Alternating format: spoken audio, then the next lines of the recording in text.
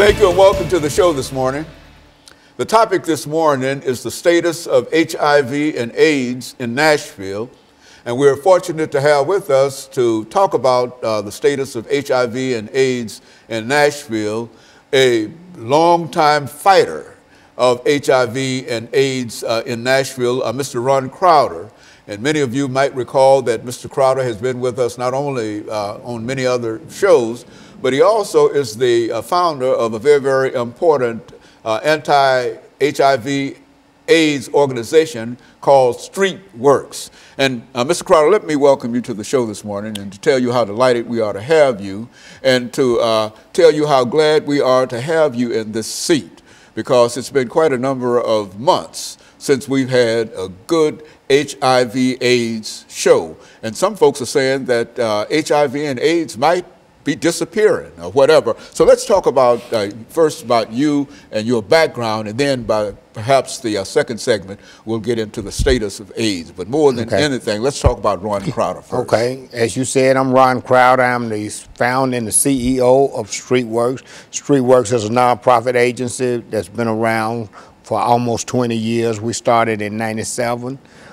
We have 3 locations in Nashville. 2 of them are located in public housing, the Casey Homes in East Nashville and Tony Sudicum Homes in South Nashville. We do free HIV testing. We do free hepatitis C testing.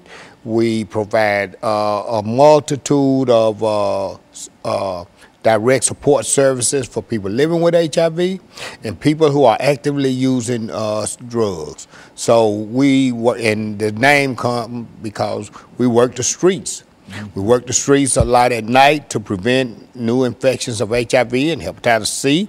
We work the streets to interact with people who are actively using drugs and to try to do some type of intervention with them, and if necessary and whenever they get ready, we help them get into treatment. And so, Mr. Crowder, we know you, and as we said, you were one of the first HIV/AIDS persons that we recall being able to talk to about that disease, and you, since that time, not only have you grown the organization, but you've grown your influence throughout this nation in terms of what AIDS is and the status of AIDS. And what we'd like to do today is to have you to give our audience as much information as you possibly can about the status of HIV and AIDS in American society in Nashville. And then we'll dedicate ourselves to that proposition for the rest of the show. Okay. So right now, HIV and AIDS, we can see an end to AIDS now.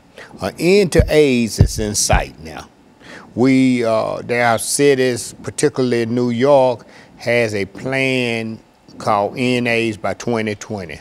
So they actually have a plan of ending AIDS by 2020. Nashville doesn't have a plan yet, but with all of the new interventions and the new treatments, we can see HIV and AIDS ending.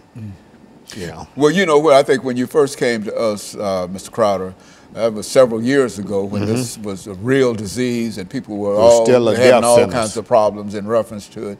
It's strange that you can now say that within the next 4 years, because I think at one time we thought that this would be something that would be with us forever and ever, but you mean that the technology and the drugs and et cetera have come to such a point that we can talk in a real sense and be serious about saying that 4 or 5 years from now we might see the last person to be afflicted with this disease. Yeah, an end is in sight. I can't say that realistically 5 years is going to be the end of it, but we do know that the end is in sight. That it's not forever, as we thought for at one time. Yes. Right now, HIV is more of a chronic illness than a death sentence as it was. Like, I can't remember the first time I came on your show, but I do know that the first time I came on the show, that was in the 90s. Yeah, HIV was still a death sentence.